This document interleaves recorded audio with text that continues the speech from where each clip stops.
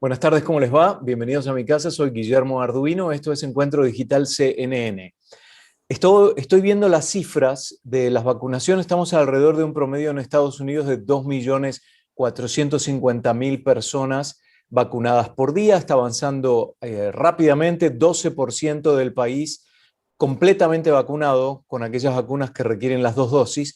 Ese no es el caso de los otros países, muchos otros países. Gran Bretaña, los Emiratos Árabes, Israel superan a Estados Unidos, pero los demás están muy por atrás y se necesita una vacunación global como para poder lograr la inmunidad. Bueno, dicho eso, hay sectores dentro de Estados Unidos que vienen con alguna desconfianza en cuanto a la información. Vamos a ver ¿qué tipo de información es la que provoca esa desconfianza? Por eso convocamos a Lili Gil Valeta, que es CEO y cofundadora de 100 Plus, que está con nosotros para hablar de data. ¿Cómo estás, Lili? Muy bien, gracias por tenerme. Lili, me imagino que el fenómeno de las redes sociales trajo mucho fake news, etcétera, etcétera. Ese es uno de los aspectos, ¿no? La diseminación de la información. Es cierto, mira, tenemos varios factores que desafortunadamente han jugado en contra de este gran logro de la medicina, que es tener las vacunas que tenemos en tiempo récord. Y empezando por eso, ese tiempo récord ha generado mucha desconfianza y en una forma irónica somos como víctimas de nuestro propio éxito al haber lanzado en unos cuantos meses lo que se demoran años. Y el Ujú. hecho de que eso sucedió bajo una administración que tenía muchas cuestiones y una polarización obvia política en Estados Unidos no ha ayudado. Y ahora vemos la administración Biden heredando tal vez un poco de ese bagaje y desconfianza que generó el hecho de que muchas de estas vacunas se hicieron bajo la administración del presidente Trump y tenemos a los dos lados como apuntando el uno al otro y en estos momentos esto transciende política, pero la gente no lo ve de esa forma. Esos son algunos de las razones, pero aún más de forma histórica las minorías en este país han sido víctimas de abusos médicos, que mucha gente tal vez no conoce esta data en Latinoamérica, en donde, por ejemplo, los afroamericanos han sido objeto de ser experimentados casi como sujetos de laboratorio sin su consentimiento y por eso también hay dudas de ciencias experimentales por los grupos minoritarios. Entonces, la Claro. lista se alarga, pero efectivamente la información, la política y ser víctimas de nuestro propio éxito se están atravesando en la necesidad de que confiemos en esta ciencia. Bueno, dos o tres comentarios antes de zambullirnos de lleno en el tema del grupo de extracción latina o hispano, que es el nuestro, y Uh es -huh. que es el de nuestro interés. Pero hay que considerar también que en la administración anterior no se había avanzado tanto porque a nivel global no se había avanzado tanto. Es Correcto. decir, estos estudios o ensayos clínicos tomaron meses, los resultados se fueron dando, empezaron algunas contraindicaciones o algunas desavenencias científicas con un muerto aquí, una reacción mala allá, y después, cuando empieza la distribución masiva, y estoy hablando a nivel global, y ya pasan los meses también, porque ahora marcamos un año de esta pandemia, ahora hay como una experiencia muchísimo mayor, ¿no? Ante mayor número de gente que se pone la vacuna, Uh -huh. en este momento los resultados a la vista. Entonces habría que tener también un poquito de sentido común como para decir, bueno, probablemente el año que viene también vamos a saber mucho más de lo que sabemos hoy, ¿no?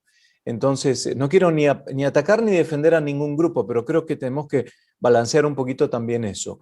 Hablemos un Claro. segundo ahora de lo que pueden leer ustedes a través Uh de los sistemas de lectura de redes y de cómo se -huh. comporta la gente en la extracción latina, ¿qué es lo que se observa? Mira, como tú sabes, nosotros con nuestra firma de Big Data y Analítica Culture Intel, cada mes y hay veces cada semana estamos analizando las discusiones abiertas digitales que tú y yo de manera voluntaria ponemos no solo en las redes, sino en los foros, en los sitios de noticia, porque esa forma en la que la gente se expresa nos da una lectura auténtica y como sin ser solicitada de cómo se sienten ante el tema. Entonces lo que hicimos efectivo al 3 de marzo es analizar 30 días de discusiones abiertas digitales. Fueron 5.3 millones de discusiones sobre Wow. la vacuna del COVID. Ahí hay más de 600.000 latinos que se autodenominaron como hispanos comentando. Y aquí está la parte preocupante. El 34%, uno de cada tres, de esos latinos que hablan sobre la vacuna están completamente negativos, lo cual se correlaciona con una negación a ponerse la vacuna si se les da la oportunidad. Esto en comparación a los afroamericanos o a los americanos en general es mucho más alto porque nosotros vemos afroamericanos en un 22% y el resto de la población en un 27%.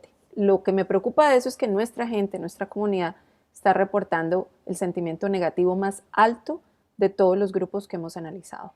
Qué notable, porque de hecho es uno de los grupos en términos de masa, ¿no? Que tiene que salir a trabajar y que no se puede dar el lujo tal vez de trabajar virtualmente como lo hacemos nosotros, y están más expuestos y ha habido muchísimos casos dentro de la comunidad latina, ¿no?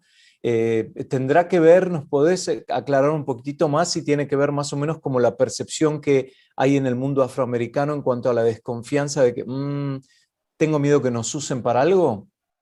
Mira que nosotros, la intuición diría que tal vez es ese factor compartido con los afroamericanos, pero nuestra data, que como tú sabes, no es un cuestionario, no es una encuesta estructurada, sino que de manera orgánica recibimos lo que la gente dice, vemos que el 40% de los factores que la gente habla como su razón de estar en contra de la vacuna tienen que ver con el hecho de que la ven como algo innecesario y que no es natural. Y eso es diferente del resto de la población, que habla de cosas como los efectos secundarios, será que sí es eficaz, pero los hispanos están sobre representando una voz de preocupación en la que ven como que esto no es necesario. Entonces yo no sé si no entendemos primero la gravedad de lo que tú dices, que nuestra gente está siendo afectada de forma desproporcional por el tipo de trabajos que tenemos. Somos hospitalizados 4 veces más, la tasa de hospitalización es más alta, y cuando alguien hispano tiene COVID, tiene una probabilidad 2 veces más alta de fallecer por el virus. Entonces, no sé si no hay conciencia, y sabes que mucho de eso es que no hay información. Aquí tú y yo estamos informando, pero en masa, información así cotidiana para que la gente entienda, tal vez en su lenguaje o de una voz que confíen, no la hay, entonces lo ven como algo innecesario. Y es Y preocupante. también, lamentablemente, la proliferación de esas teorías conspirativas, ¿no? Y Exacto. yo he hablado con profesionales que todavía creen que a lo que le inyectan a uno con la vacuna le modifica el ADN al ser humano. Profesionales, universitarios. Entonces, si en ese sector se puede consumir ese tipo de material, no quiero ni pensar en aquellos que no tienen un nivel académico alto, ¿no? Que son más proclives justamente a ser víctima de ello. Eh, es interesante, yo pensaba anteriormente que el gobierno debería hacer un esfuerzo para aclarar que no va a haber ningún tipo de reclamo inmigratorio al momento de que una persona reserve un turno o asista a darse la vacuna. Y así es, no hay ningún Exacto, reclamo. De hecho, exacto. en algunos lugares hasta hay turistas que se hacen pasar por residentes debido a que no se les pide documentación Ujú. y se hacen vacunar sin que realmente les correspondiera, porque le corresponde al residente de este país, no al turista que viene para hacer el turismo vacuna y después se va. Pero ¿hay algo con respecto a la inseguridad desde el punto de vista inmigratorio? Pues mira, ese es un miedo que desafortunadamente en nuestra comunidad, los más de 12 millones de indocumentados que hay o más, que viven bajo la sombra de esa zozobra o ese miedo, y eso aplica a todo, desde manejar, a tomar un trabajo o a que eh, tengas o no la posibilidad del acceso a una vacuna. Y efectivamente creo que volviendo a lo de la mala información o la falta de información en español, ese es el tipo de cosas que hace falta comunicar en masa.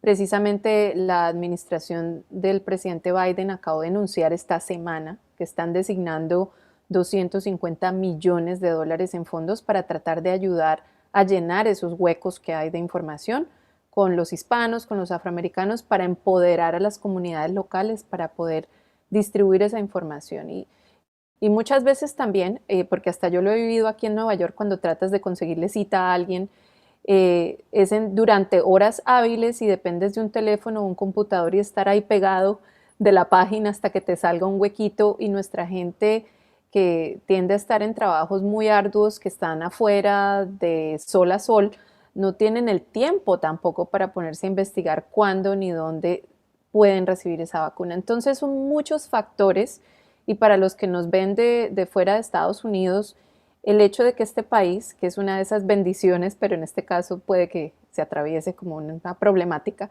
el sistema federal de este país empodera a cada estado a que tenga una estrategia de distribución diferente de Claro. acuerdo a su población. Entonces no es de que la Casa Blanca diga y así se hace a nivel nacional, lo cual es muy diferente en muchos de nuestros países, y eso lo hace aún más complicado.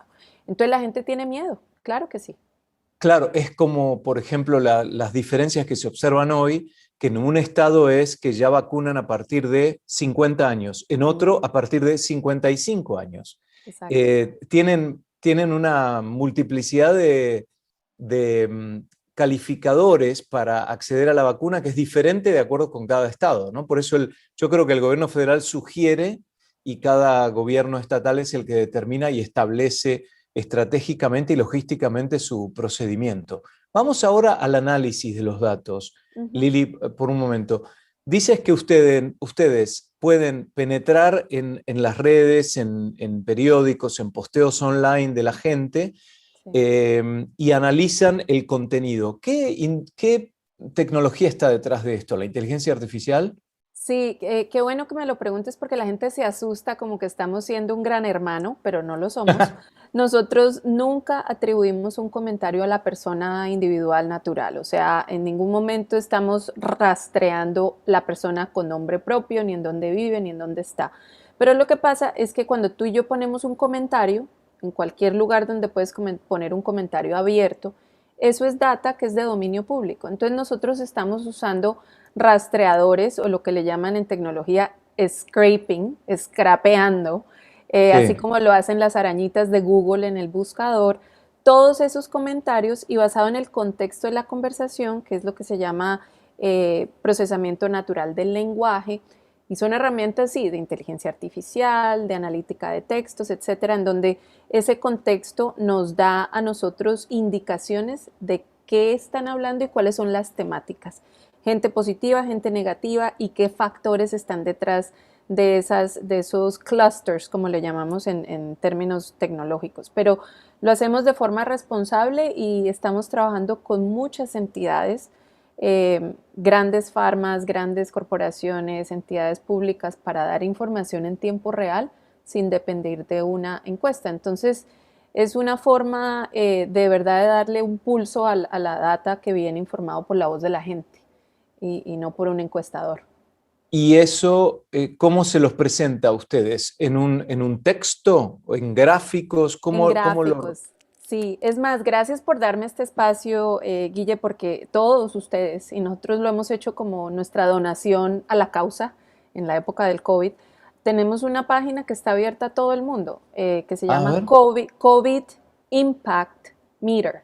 Y el COVID Impact Meter, como el metro del impacto del COVID, hemos estado publicando data abierta para la gente sobre el sentimiento ante la vacuna, sobre por qué, eso es muy curioso, por qué los hombres son menos propensos a ponerse una mascarilla versus las mujeres, cosas así que hemos puesto para como democratizar la información. Entonces, en el covidimpactmeter.com lo puedes encontrar, y Todo son junto, ¿no? gráficas. COVID COVID Impact Impact Meter. Son- Meter.com. A Correcto. ver. Ahí está. Tú lo puedes buscar. Y es más, esta data que estoy compartiendo hoy del sentimiento de vacuna, aún no la hemos montado porque mi equipo me contó que hoy sacaron un infográfico mucho más completo, incluso con idiosincrasias y el mindset por segmento. Entonces lo vamos a publicar completo. Pero ahí está. Nosotros, nuestro objetivo durante el COVID ha sido: utilicemos la data para tomar decisiones de salud pública, para empoderar a los que toman decisiones, y nuestros clientes del sector privado pues siguen contratándonos para otras cosas y así es como lo financiamos, como para Claro. contribuir con la información. Ujú. Es decir, y acá habla de hispanos, Colombia, Panamá, como dos países, Sí. millennials, la ciudad de Nueva York, el sentimiento frente a la vacuna del COVID, y acá hay un punto importante, Ujú. wearing masks versus gators. Es Ya, decir, ¿qué se sabe del tema de las máscaras? Porque ese es un aspecto que sí, hubo un choque desde el punto de vista político, ¿no? Y la rebeldía bastante. de... Ya. Cuando Exacto. nosotros, sí, cuando hicimos ese estudio ya fue hace un tiempo, precisamente estaba este debate de que si, no solo si las máscaras eran efectivas, sino que las pañoletas estas que te pones alrededor del cuello, que muchas veces los Sí, ciclistas usan y eso, que si son efectivas o no, porque salió un estudio de Duke University que dijo que eran peor que no ponerse nada. Y eso ya después se refutó y ahora hay ciencia que muestra que no. Desde que tú te tapes, cualquier cosa es mejor que no tener nada. claro. Y hicimos esa investigación y fue muy curioso porque la gente se queja del confort, pero la generación joven lo ven como algo feo. Yo creo que ya nos estamos acostumbrando a la nueva moda con mascarilla, pero en esa época cuando corrimos la data, los chicos jóvenes lo ven como un estorbo y ellos pues se expresan con su forma de vestir, su fashion, etcétera, y ahora pues nos tocó volvernos creativos con las dichosas mascarillas y ser fashionable con ellas. Pero ahí está ese tipo de información efectivamente, Guillermo, que estamos poniendo para que la gente lea, estudie, lo hemos compartido con el CDC, lo hemos compartido con las farmacéuticas que están lanzando las vacunas, o sea que es data que se está utilizando por los que toman decisiones grandes. Recuerdo cuando hablamos del caso de casos políticos, Mm, recuerdo que antes, cuando estábamos cerca de las elecciones, veíamos republicanos versus demócratas por estado también, y correcto. todo eso se desprendía del discurso general, ¿no? Es Ujú. sumamente interesante. ¿Qué otro tipo de aspectos están evaluando ustedes como para ver? ¿Ustedes van al interés del cliente y, o en realidad proponen los temas? Son los dos, sobre todo cuando hay problemáticas sociales y interés público, muchas veces los clientes ni siquiera saben o las compañías que hay una necesidad o algo por descubrir porque lo ven como muy complicado. Te voy a dar un ejemplo de algo que estamos haciendo en este momento que me encantaría volver a compartir los resultados contigo. Sabemos que la salud mental y problemas de depresión, incluso el índice de suicidio entre los jóvenes está por las nubes aquí en Estados Unidos. Eh, Eso es lo que sabemos por los casos clínicos reportados, pero no tenemos data para descubrir por qué. ¿Cuáles son esas motivaciones detrás de ese sentimiento? Cuando empezamos a trabajar este proyecto, volviendo a tu pregunta, y le propusimos a esta entidad de salud que se enfoca en salud mental, que podíamos investigar cómo ha cambiado la relación de la gente ante su salud mental antes y durante el COVID y cómo es diferente por generaciones.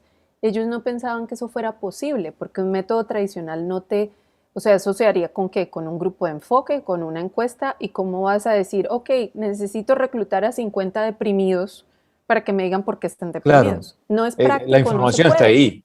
es muy difícil. En cambio, irónicamente, las redes y los sitios digitales en ese anonimato se vuelven un lugar de desahogo para cuando tú estás en una crisis de esa índole. Es más, con los jóvenes nosotros vemos señales de alerta antes de que expresen una situación, una mentalidad presuicida.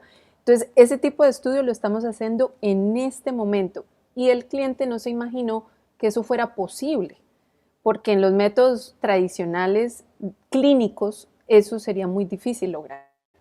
Entonces, ese es el tipo de cosas, más allá de investigar si a la gente le gusta más la Coca-Cola o la Pepsi, que son temas como más cotidianos y frívolos, es ese tipo de cosas que tienen que ver con salud pública, que son las más interesantes y poderosas en esta época del COVID. Y muchas veces los clientes ni saben que eso es posible. Entonces se lo Tal vez planteamos. Ujú. el sector más desafiante para leer con este tipo de tecnología es la población adulta mayor, ¿no? Que tiene menos participación en redes. Correcto, correcto. Sí, hay diferentes poblaciones en donde sí hay datos y comentarios, pero son más limitados. Si yo tengo millones de millennials, puede que tenga solamente 30,000 boomers, pero que los hay, es suficiente como para ver una tendencia. Entonces, es una forma muy poderosa, como en el caso con las vacunas. Nada ni nadie te está dando un monitoreo tan ágil en tiempo real y en escala de cómo está variando ese sentimiento. Y volviendo a nuestra comunidad hispana, porque lo quiero enfatizar para los que nos vean y tengan la posibilidad de influenciar a un ser querido, a alguien. Somos los únicos, Guille, los únicos que hemos mostrado que ese sentimiento se está empeorando en vez de mejorar ante las vacunas. De lo que llevamos desde agosto del año pasado, cuando todavía no habían vacunas, sino simplemente la idea, hasta los últimos 30 días, ese sentimiento negativo ha bajado en todos los otros segmentos, pero ha subido en nuestra comunidad Qué hispana. raro, cosa notable, porque Sí. primero que todavía no hay suficiente cantidad como para vacunar a todos. Uno Ujú. tendería a pensar que con el tiempo, a medida que ve que los demás se vacunan y no le pasa nada, uno tendría que tomar una actitud más positiva, y no es el Claro. caso, ¿no? No, Es es sumamente notable. exacto. Y sabes que por eso es que no solamente la administración Biden ha asignado presupuestos, pero hay coaliciones de cientos de organizaciones que se están movilizando. El Ad Council es una de esas organizaciones sin Sí. ánimo de lucro que tiene compañías privadas, públicas, todas, o sea, desde Facebook hasta, Sanjay Gupta de CNN, John Leguizamo, hay muchos otros involucrados para poder traer ese mensaje y esa información. Y hay una página en español que recién lanzó, pero mira, mucha gente aún ni sabe que existe, que se llama detidepende.org, y esa es la campaña también en español para tratar de concientizar y mejorar esos números. Porque es que no es solo que el sentimiento negativo esté por encima, sino que la tasa de vacunación está demostrando que estamos siendo vacunados 2 veces menos cuando comparas la proporción de la población que son hispanas versus cuántos se han vacunado, es a la mitad. Y eso es preocupante cuando vemos los trabajos que hacemos. Entonces nos estamos exponiendo a nosotros y a nuestra comunidad, es una cuestión de salud pública. Entonces, Sí, Ad Council está haciendo un trabajo muy importante, pero se necesitan más voces y más amplificación para generar esa lo vamos conciencia. a poner en la descripción de esta conversación para que ya esté aún en forma escrita. Y Ujú. es interesante marcar, para terminar, que al principio de la pandemia, cuando yo sentía que tenía ganas de salir y no podía, agarraba el auto y daba vueltas. Entonces, Claro. algunas veces me iba a lugares un poco más alejados que no frecuento, y encontraba que acá en la zona donde nosotros vivimos no había mucho tránsito porque estaban todos guardados o la gente salía a Ujú. caminar. Sin embargo, en las zonas periféricas de menores recursos había tránsito como si fuera un día normal, Sí. gente caminando, transporte público, es decir, es aquel que no podía dejar de ir a buscar el sustento diario. Ujú. Entonces, eso significa una mayor vulnerabilidad frente a un virus que está buscando sobrevivir. Exacto. Es triste ver justamente que el sector hispano es el que tiene más desconfianza, cuando por otras razones es el más proclive a desarrollar obesidad, diabetes, que lo pone ahí arriba en el tema de enfermedades preexistentes como una mayor vulnerabilidad frente al SARS-CoV-2, ¿no? Que es el virus que Exacto. causa el COVID. Bueno, entonces, acá lo tengo en inglés, a ver, Está ¿cómo era en español? de ti depende.org, y ahí van a encontrar herramientas, información, incluso hasta hay videos que me parecen fascinantes, videos en donde tú ves sacerdotes y pastores y líderes religiosos hablando del tema, porque volviendo a lo de los mitos y la mala información, desde que la conspiración de que me van a meter algo en el líquido hasta Sí, trabas espirituales, todo eso hay que abordarlo, e incluso hay voces de religiosos que tú ves en detidepende.org, que me parece es fabuloso. interesante, Lili, lo que estás diciendo, porque yo recuerdo haber ido a una conferencia en México Ujú. de la economía naranja Sí, del Banco Interamericano de Desarrollo, y ellos decían que para luchar contra la informalidad laboral mm, tenían que ir a los líderes religiosos y hasta indígenas en algunos poblados, porque es a quien la gente le tiene confianza, mientras que correcto, al gobierno, al funcionario, no. Entonces, exacto. justo por algo está ahí, ¿no? En detidepende.org. Y después la otra website es COVID Impact Meter, como Correcto. COVID, impacto, medida o O metro, ¿cómo? sí, como el metro del Metro. impacto del COVID, sí, exacto. Ahí puedes ver la información que vamos a ir montando al actualizar y definitivamente de ti depende.org está abierto a todos. Si tú eres un líder o líder en tu propia iglesia, grupo, lo que sea, es bueno empezar a compartir esa información, así como cuando nos llega un WhatsApp con algo escandaloso, gracioso, que somos muy Exacto. rápidos a Se viraliza. distribuirlo, a hacer lo mismo con la información buena. Y pues Exacto. claro, canales como CNN que están haciendo una labor excelente informando porque así, uno a uno vamos mejorando, pero sí, nuestra comunidad, 1 de cada 6 latinos, Guille, no puede trabajar desde su casa en Estados Claro, Unidos, claro. así como tú y yo Exacto. lo podemos hacer, y entonces se está Afortunados somos. exponiendo, privilegiados, somos un grupo Privilegiados, minoritario, exacto. entonces hay que Lili, hacerlo. lo voy a hacer cuando terminemos en las redes, lo voy a postear para hacer mi parte también. Te agradecemos muchísimo, Lili Gil. Ella es CEO y cofundadora de 100 Plus. Hablamos sobre la data en cuanto al sentimiento de los hispanos ante la vacuna del COVID. Datos preocupantes porque se la mira con desconfianza. Lili, buenas tardes, gracias. Gracias a ti. Y ustedes también, de tidepende.org, postéenlo en redes para diseminar esta información. Hasta la próxima.